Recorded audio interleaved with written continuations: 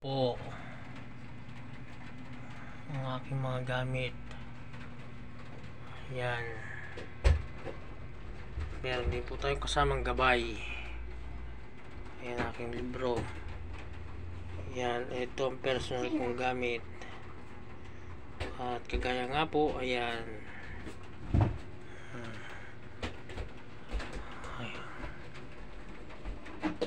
So dito po ako gumagawa ng mga kagamitan pang protection, no. Yan, at dito naman po ako nagkakarga at binabasbasan po na humihingi po tayo ng protection at basbas sa mahal na ama, no. Papaalam po tayo sa kanya. Ayan. Ayan, may dignum na krus tayo dito. Ayan, dignum na krus, no. At meron din po tayo dito na libon. Ayan, libon po siya. Ayan mga kaidol, ha, libon.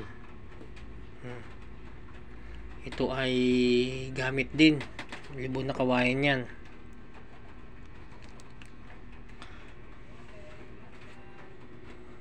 Tapos ito ay atardar, sinaunang atardar. Ayan, atardar po siya, no mga kaidol. Ayan mga kaagimat, kaantingero, ito po ang aking mga kaibigan at mga alaga, no. Ayan.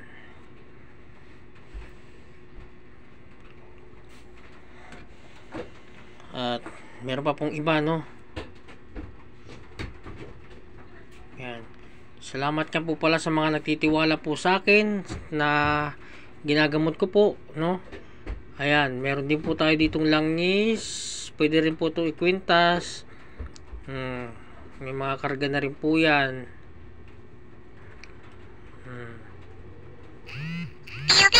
Ayan.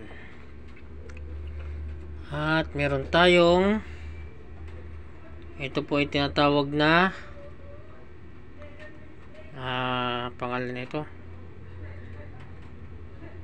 basta yun na yun mga kaidol, pandakaki. Yan, pandakaking itim. Ito naman ay tinatawag na liklay. Oh, ganda, oh, liklay. Ayan, oh, galing to sa kuweba. Ito naman ay sinag-araw na kahoy. Yan, sinag-araw yan. Itong kambal sinag-araw ko. Kambal. Kambal ho yan. Ito po, kabilaan yan, no? Kambal. Ito naman po ay mutya ng bulalakaw. Ganda. Kitang kita ang mga gabay, oh.